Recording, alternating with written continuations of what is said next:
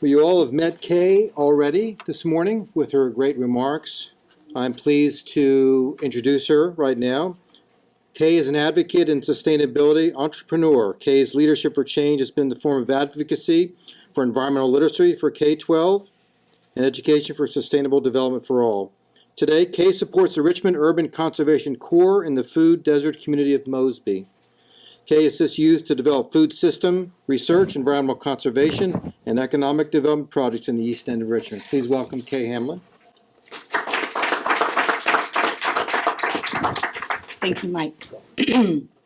I'm a storyteller, so I've got a couple stories to tell today.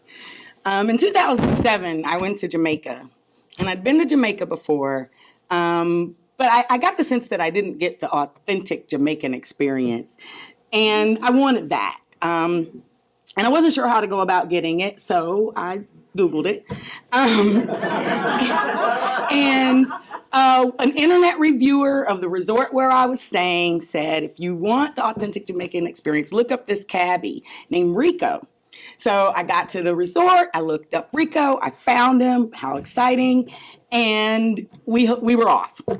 Rico took me to the marketplace, and the vendors there knew I wasn't from the island, but they knew Rico. And they knew that if I was with him, he had already given me his little crash course in Jamaican bargaining. So a vendor sold me a basket for $20. Moments later, I watched her sell the identical basket to an unaccompanied tourist for $50. So hanging with Rico had given me some street cred. Now, street cred is a concept that I'm going to talk a little bit about today, and it's commanding a level of respect in an urban environment due to experience in that environment, knowledge of that environment, and the issues that affect that environment. This mutual respect is the fundamental building block of shared leadership.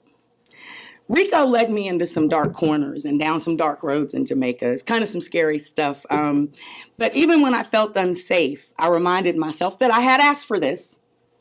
And I began to lean into my guide's sure-footed familiarity with the terrain. Instead of cursing the dark, I shifted my perspective from looking around to closing the distance between myself and my guide. Once I was physically closer, maybe even perhaps paying more attention to the guide and less to looking around and scenery, he started talking and telling me the history of Jamaica and some of the assumptions that Jamaicans have about Americans. He described the various factions vying for leadership of the island.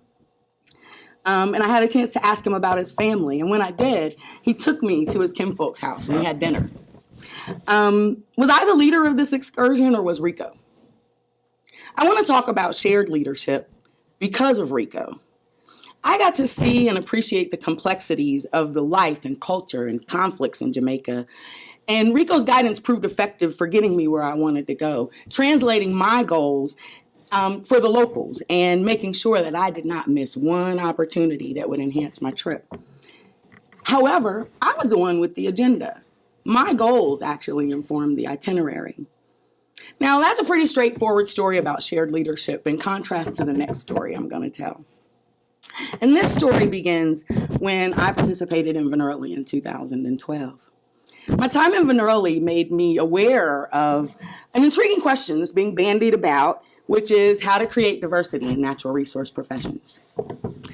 Now, this story involves a series of complex systems, including the business systems of entrepreneurs and companies, the workforce system, the public school system, and the system of natural resource agencies itself. I found that a missed opportunity exists within all of these systems. None of them had developed a pipeline, a youth leadership and career pathway in natural resources for underserved urban youth. Now, if I extrapolate from system design, from performance, it seems that missed opportunities in all of these very complex systems are capitalized and monetized in the juvenile and adult justice systems. Speaking of complex systems, I had some big ideas that I wanted to share today. I had to find them now. I had a PowerPoint and I was just going to read them off the PowerPoint. Before I do, missed opportunities are typically not caused by system failure. Typically, they occur as a byproduct stable, functioning system. Missed opportunity is actually inherent to the system design of organizations because it creates a thing called safety. Unless a missed opportunity results in abject failure, it can be unwieldy to identify them and develop a response for them. I contend that in complex systems, a major role for leadership is identifying missed opportunities and the conflicts created by them. Doing so promotes progress and allows for systems change that enhances outcomes and leverages opportunity. So that brings me to the big ideas. I found them. I'm going to go through them kind of fast. They're not my ideas. They belong to an educator named Marion Brady. And if they're not very big or very grand, I will give you his email after this presentation because he did in fact name them big ideas. The first is that the future will be more complicated than the present. Old solutions won't solve new problems. To solve problems, you need to make sense of the real world. In the real world, everything connects, and to innovate, you need to understand systems. Because the creators of systems are humans, human systems are in fact the ones we need to make sense of. Making sense of systems requires organized thought, and school subjects and the disciplines aren't very good organizers for those thoughts. And finally, he said that the real world is a better textbook than textbooks about the real world. So the case in point is the leadership in the Mosby community. Two leaders that I've met from this community are James and TA, and they're sustainability leaders. They've studied the ecosystem of the community where they live, and they started a community conversation to make sense out of the public housing system and to develop leadership for change. These leaders led what can only be described as an investigation into reality. It never occurred to them to do an in-depth probe looking for a root cause. They wanted to explore the reality. They started a community conversation and they systematically set out to study the dynamics influencing the system without the luxury of examining the components and the pieces one by one or in a static state. Change is inevitable after all.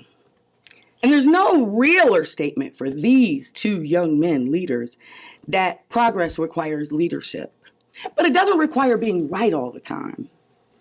Since before the inception of Mosby, the public housing system has been touted as a transitional step toward self-sufficiency.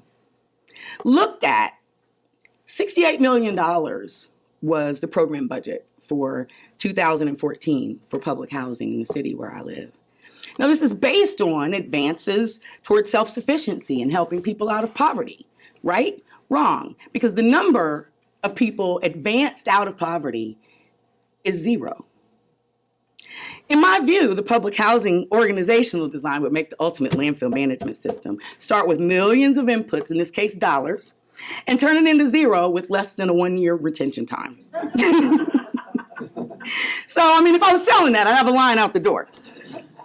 Viewed in terms of performance, the public housing system is excellent at maintaining 100% occupancy, creating environmental risks, and some assorted management functions that keep the business as usual humming along.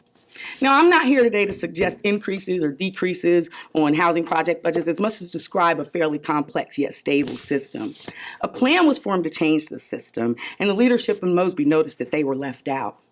So they gathered together and they formed a community of collective thought on how to mitigate the environmental risks in their neighborhood and understand the correlation of waste in the system design and its impacts on their children. Learning, observing, and understanding the system is not what makes them leaders, because innovation is not a simple process. So without formal training in sustainability or environmental conservation, these community leaders determined that new resources were needed. They took the step of seeking out an innovator. Then they leveraged their street cred to that innovator. This was all accomplished in a learning community, not of graduates, but of people where the competencies were more dynamic thinking processes, like valuing and relating to the issue, collaborating, and researching correlations between the inputs of the system and the outputs. With no formal leadership training, at all. These leaders developed an effective community conversation, clear, articulated problem statements, and they assessed what they needed in their community. So they began to identify innovators in business and local government with related agendas and ask them to share leadership with them. They utilize their street cred to facilitate partnerships for progress, to create pathways for their children. They understand what most leaders in complex organizations forget or never know. They experience failure all around them, created by the nuances and subtleties of missed opportunity, never identified or accounted for. They acknowledge that intervening in a complex system tends to create unanticipated risks and sometimes undesirable outcomes. However, they're very familiar with the dangers of not intervening. They know that change is inevitable and progress requires leadership. I'm being asked to stop right now, and I just want to say one other thing, and that is that Thomas Edison once said, opportunity is missed by people because it's dressed in overalls and looks like work.